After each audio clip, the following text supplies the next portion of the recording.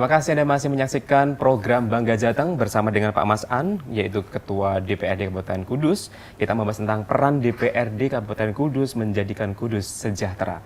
Tadi di awal-awal kita sudah banyak membahas tentang COVID, tentang kebijakan. Nah, kita akan berfokus nih Pak di segmen ini tentang bagaimana Kudus ini kan dilihat menjadi kota yang religius. Banyak yang namanya kultur atau budaya yang sekarang juga menjadi peminat masyarakat untuk datang ke tempat wisata, misalnya Satu Suro, kemudian tempat-tempat wisata religi ada di Kudus, ada di Colo, Rahtawu dan sebagainya. Bagaimana DPRD Kudus ini juga ikut membantu untuk mensukseskan ini, Pak, tentang kegiatan-kegiatan ini? Ya, tentunya kami terus mendorong wisata religi karena Kudus terkenal dengan juga kota santri.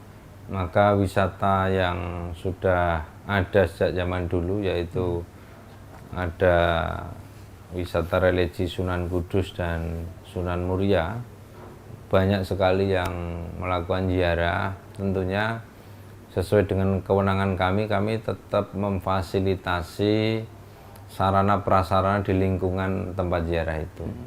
Dengan harapan apa? Para peziarah ini bisa nyaman untuk berkunjung ke Kudus. Dan tentunya didorong oleh lingkungan yang juga sama-sama sadar bahwa menjadi daerah wisata religi. Tentunya dengan begitu saya yakin kita kerjasama dengan baik itu pemerintah desa, dinas pariwisata untuk mewujudkan itu. Tentunya hampir selama saya menjabat, saya sudah mengalokasikan anggaran-anggaran itu. Misalnya di Sunan Kudus kita alokasikan tempat parkir yang luas, yang nyaman, agar nanti juga pada saat ziarahnya juga tenang, kan begitu. Dan brand Kudus kota religi ini tentunya sangat relevan sekali. Kenapa? Karena kita banyak pondok pesantren. Di sini banyak pondok pesantren yang sudah cukup terkenal, cukup terkenal, dan santrinya dari mana-mana.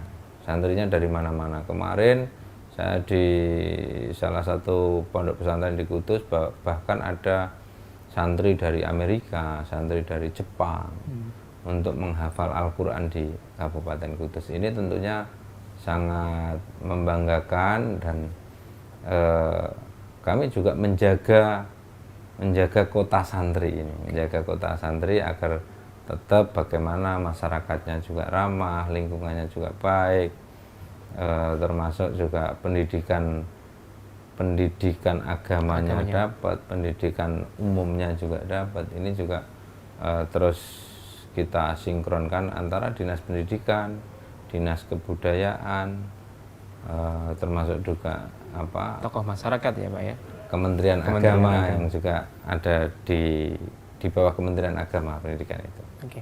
Kalau Pak Mas An sendiri nih secara pribadi bagaimana melihat politik Kudus selama setahun ini Pak? Udah 2 kali ini ya Pak, 2 periode ini ya Pak?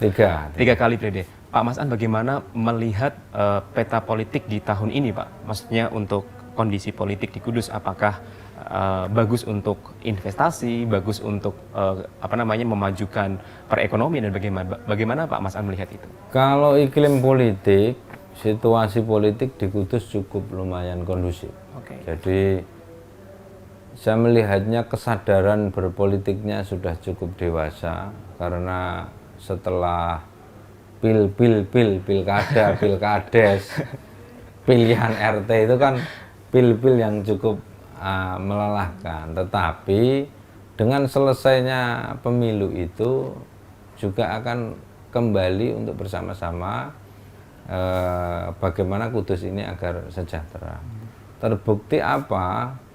Bahwa pilkada usai, salah satu kontestannya itu saya sendiri. Jadi saya nyalon bupati dan alhamdulillah saya kalah.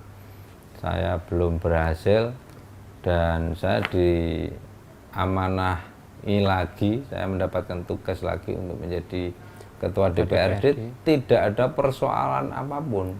Artinya tidak harus ini saling menyerang ya Pak? Saling menyerang enggak. Kita sadar posisi masing-masing. Saya yakin kalau kita sadar posisi, saya sebagai DPRD mempunyai tugas jelas, bupati mempunyai tugas jelas. Ketika kesadaran itu ada dan politiknya dewasa, saya yakin itu tidak akan menjadi kendala untuk berinvestasi di Kudus. Karena investasi di Kudus tentunya salah satu faktor yang dipertimbangkan adalah kondusivitas wilayah.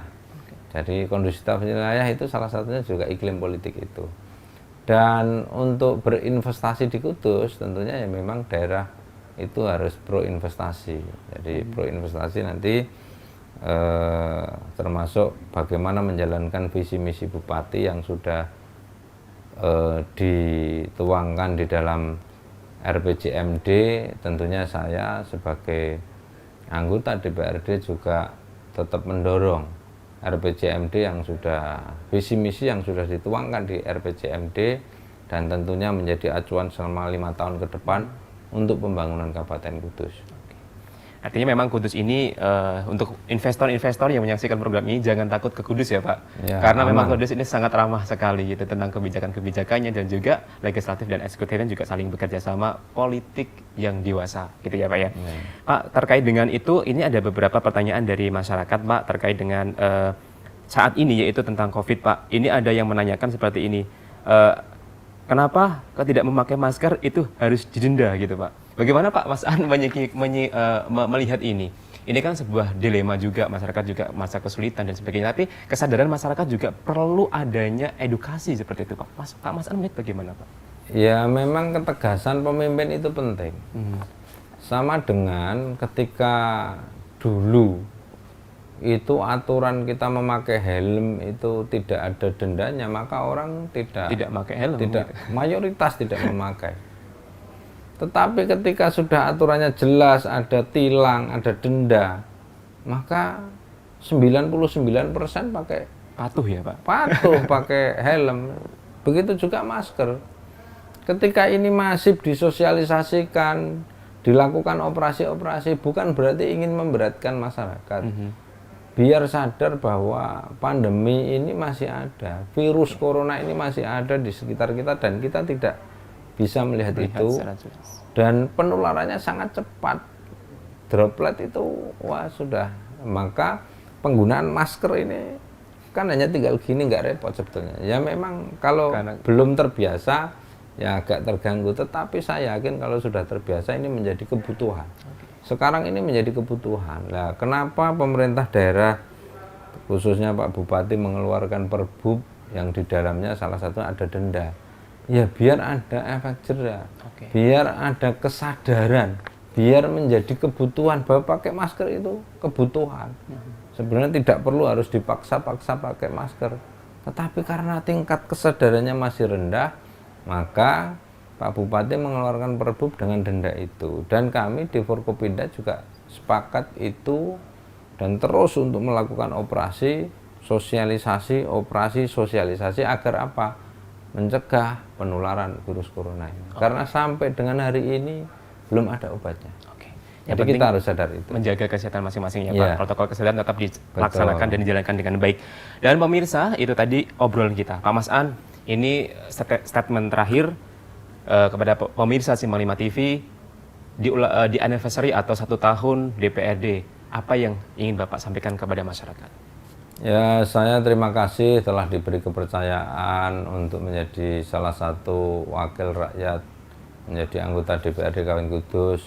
Tentunya dengan segala keterbatasan yang kami miliki, kalau toh kami belum bisa memberikan sesuatu yang terbaik, yakinlah bahwa kami mempunyai komitmen yang tinggi untuk mensejahterakan masyarakat.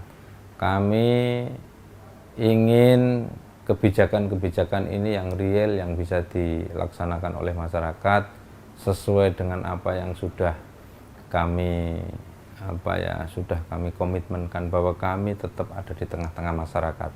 Kami ingin melihat secara langsung, kami ingin mendengar, kami ingin memperjuangkan dan ingin merealisasikan apa yang menjadi aspirasi masyarakat. Tolong beri kritik, saran, masukan kepada kami tentunya yang mempunyai tujuan sama, yaitu untuk membangun.